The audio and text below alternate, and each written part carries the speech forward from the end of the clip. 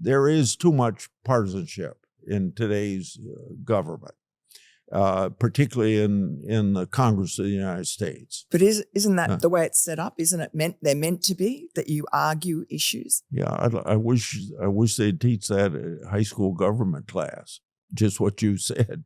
People would have a little more, be less cynical about the federal government. But anyway, I like to explain to people that in the United States Senate, the Senate, because of the 60-vote requirement to stop debate before you get to finality on a bill, you got to have some bipartisanship or nothing ever going to get done. Mm-hmm. So I think that the partisanship is overblown by journalists that always like to talk about disagreement. Yes. Disagreement.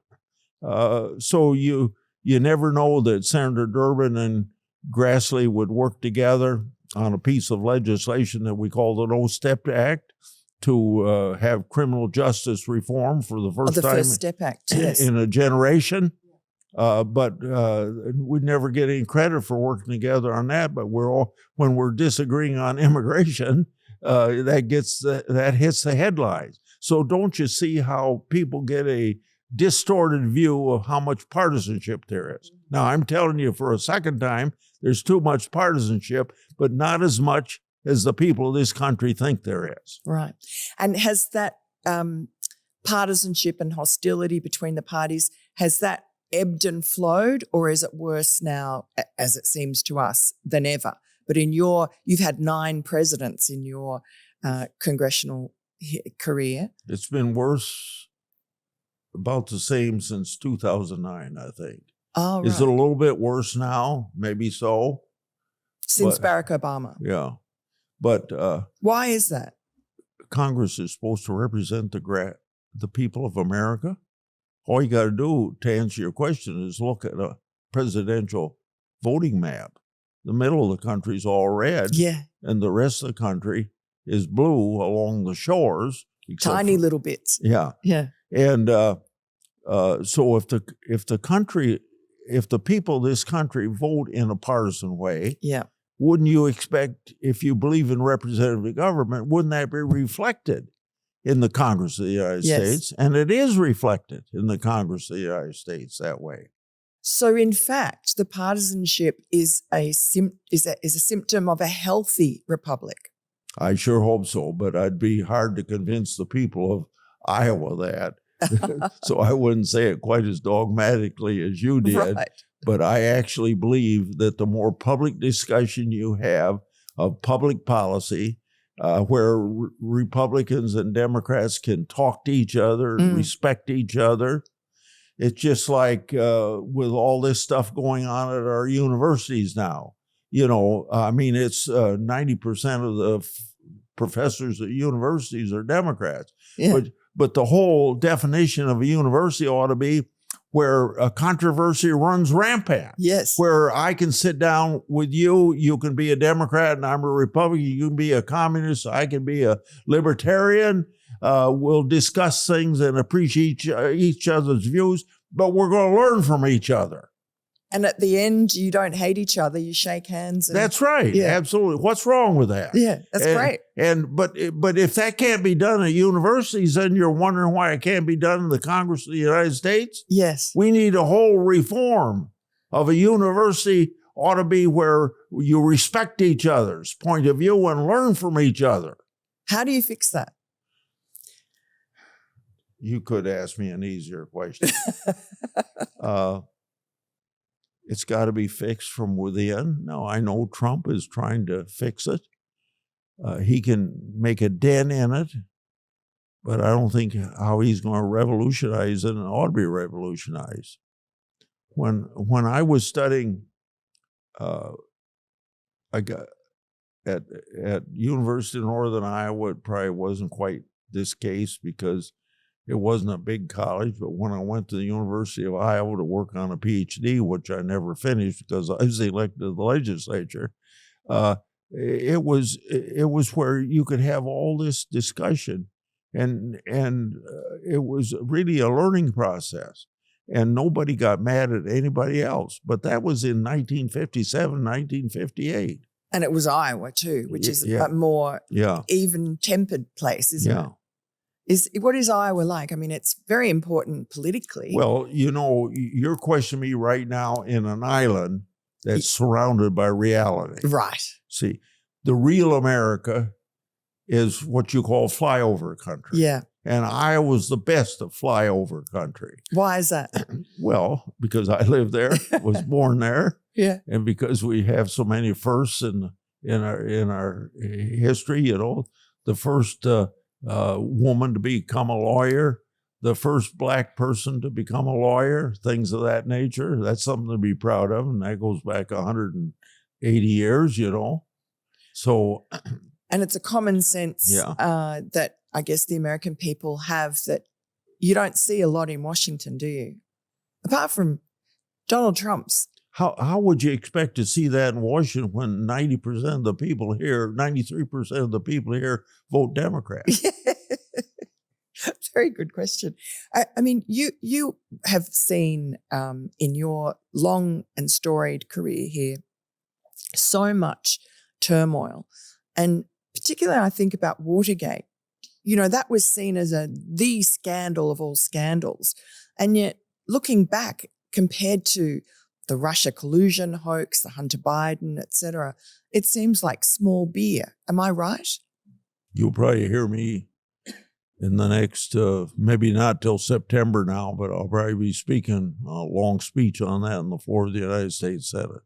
This stuff that you're asking me about, the stuff that I'm exposing, the stuff that Tulsi Gabbard exposed, all that stuff, it makes Watergate. See, Watergate was kind of a cover-up from the outside. You and I have been talking during this podcast about a cover-up within government. There's a big difference. So how did the Democrats get such a stranglehold on media and politics and the national capital? Maybe that's ending now. I hope it is. But because of Trump? Yeah, I think so. It looks like they're having trouble within their own political party finding their way along. I think it happens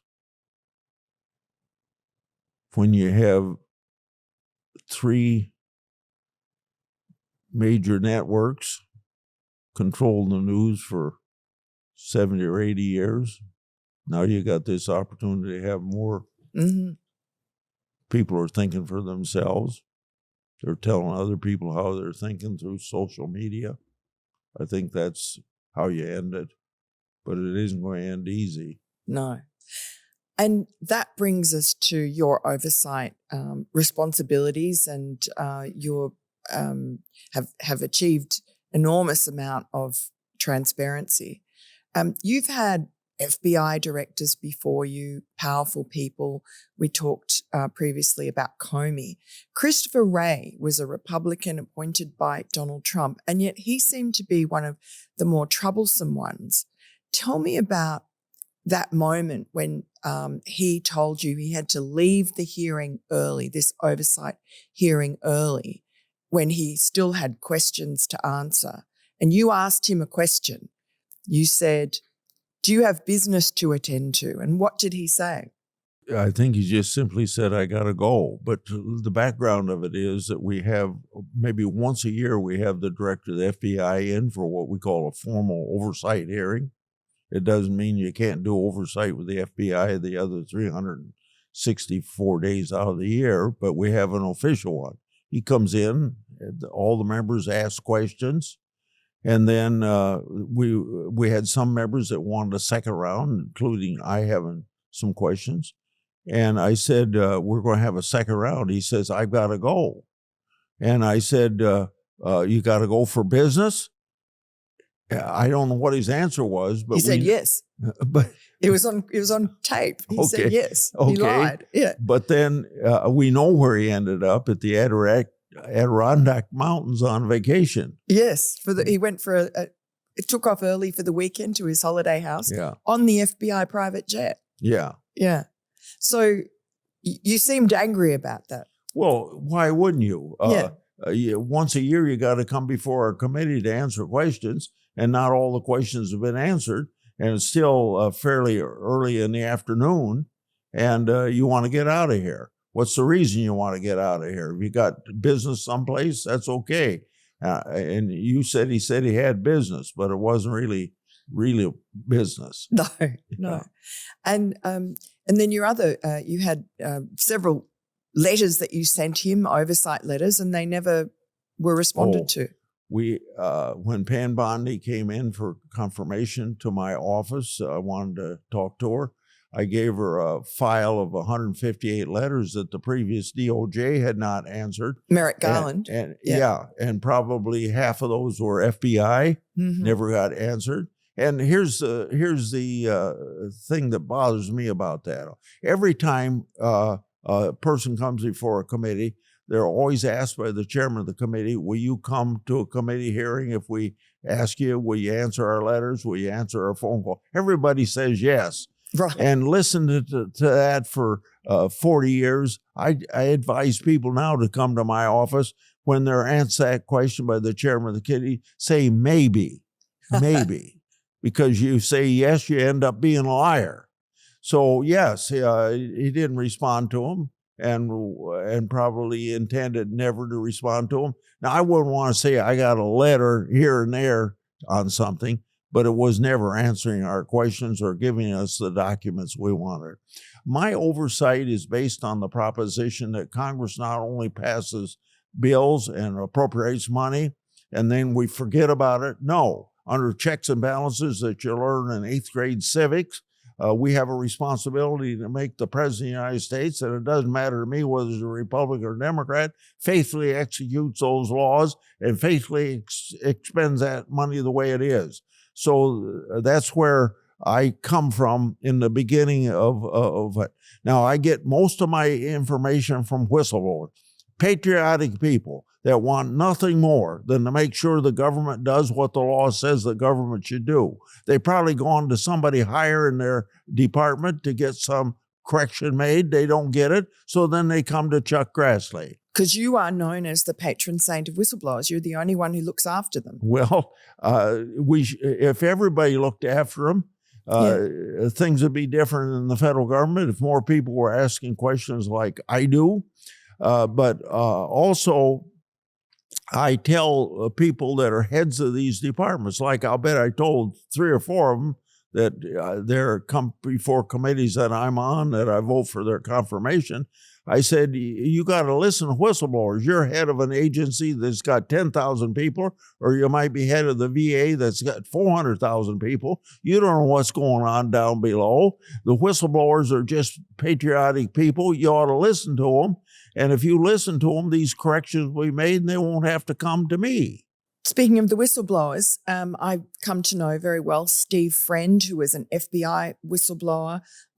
He blew the whistle on the abuse of J6 suspects. They had SWAT teams. They were cooperative. These were misdemeanors.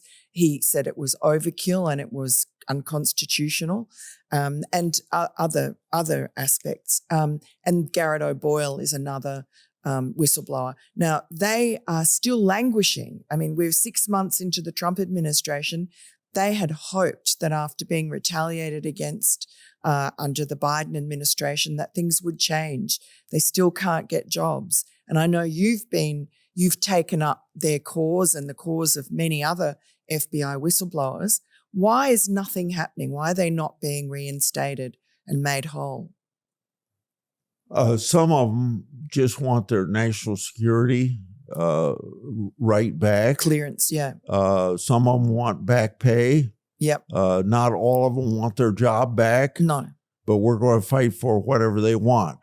And I think we're making some progress. Maybe you as a journalist don't see it yet, but I'd be glad to have my staff sit down with you and say how I think we've made some progress, not enough. Mm-hmm. But we got a couple FBI people that helped us with the 1023.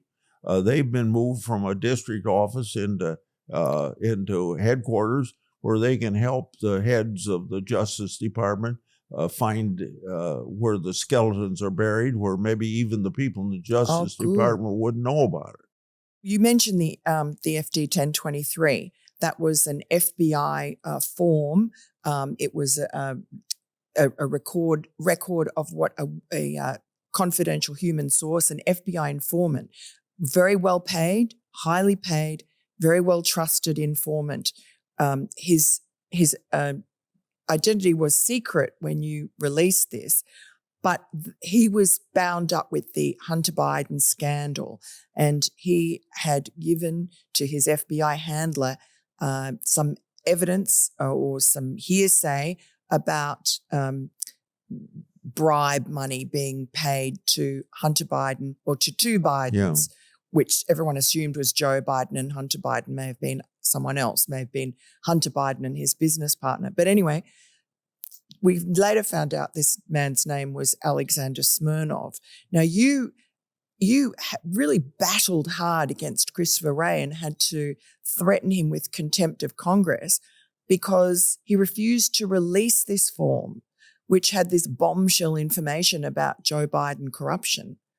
And tell us about that. And well, we wouldn't have got it without the whistleblowers telling us about it. And they had read the document. And it was buried. It was buried. And when my staff was able to read it before it was released, we knew it was hot stuff that needed to be put out there. But it took a long time because the whistleblowers, as you know, have jobs. Yeah. They didn't want to get fired. They wanted to be very careful how they did it. So it was probably their own lawyers that took us so long to get it. But we got it. But only after threatening Christopher Wray. Yeah. And then you decided, because you'd been stonewalled by Christopher Wray so much, and he kept on saying, "Oh no, we can't release it because it'll hurt the whistleblower." They've been paying the informant. They've been paying the informant for a decade, yeah, maybe longer than a decade, and he was giving them misinformation as well. But they're saying. They allege he's giving misinformation. Maybe he wasn't. Yeah. He alleged that the Ukrainian company Burisma had paid the Biden family $5 million each to two Bidens. And that was buried and was never allowed to go to the IRS agents who were investigating Hunter Biden. So you released that. That must have been a difficult decision to make. It was redacted. It wasn't difficult. It was difficult for the whistleblowers because you can see they could be fired for doing that. Right. Even though we have whistleblower protection laws. I wasn't, once I got it, I was willing to release it. It wasn't any problem for me to do that. The public ought to know. You were one of the first, you and Senator Ron Johnson, one of the first people to investigate the Hunter Biden corruption. Starting in 2019, and you even before the laptop Biden, from hell. But even before Biden announced his presidency, because everybody is saying we're doing it because Dad's running for president. He wasn't running for president at the time we opened this investigation. And what made you open the investigation? We had whistleblowers that came to us and told us how bad the situation was. We needed information, and eventually we issued a preliminary report, 2020. And very prescient. Then a fuller report later on. And you had all the payments that were coming in from Ukraine and China and so on to Hunter Biden. In, I don't know, it was 21 or 22, I gave a speech and I put pictures of all these financial transactions, the checks that were written. To them. I put it up on the Senate floor so the whole world could see it. Yeah. So you were prescient on that, but you got a lot of obstruction from the FBI. Tell us about, you had a bogus briefing. You were ambushed. Yeah. Can you believe that? We're told that we should be briefed on it to kind of protect ourselves. From the FBI. So we go to this briefing. And we didn't learn anything new at the briefing, but the briefing was set up at the behest of Democrat leaders in the House and Senate. Nancy Pelosi, Chuck Schumer. Yeah, to put us in line so that out of this meeting they could leak a press release that would say that we were didn't know what we were doing. And Russian disinformation.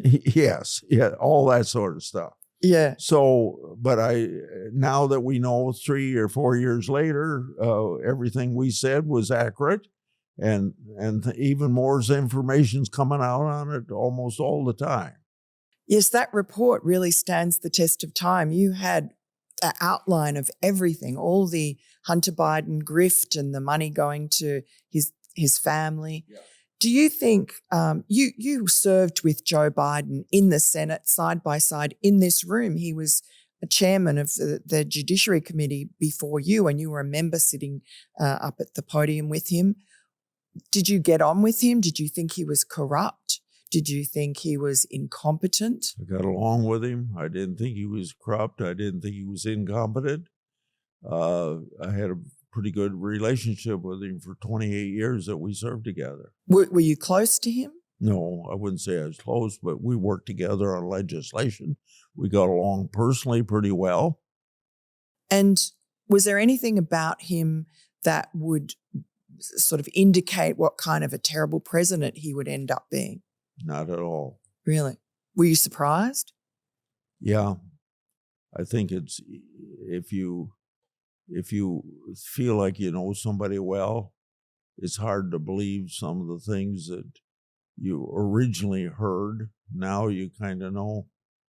A little naive about how I looked at the President Biden compared to Senator Biden. And what changed? Or was he always like that? Well, what changed was, since he's been president, I've only had one face-to-face meeting with him. So I don't have anything to judge it, but what I've learned by what everybody else has said going on and what you observed on TV, you know that a lot changed since he left the United States Senate. In what way? Well, I just think physically and mentally. Right. So when he was president, how do you assess his presidency? I mean, he was one of 9 presidents that you've served with. Well, considering the fact that it doesn't look like he was running it, at least in recent 2 or 3 years, I think he'll never go down in history as a very effective senator or a very effective president. But do you suspect that Joe Biden was being controlled by his staff? Yes. When you do 1,000 commutations and pardons, and you don't pay any attention to it, you aren't doing your job.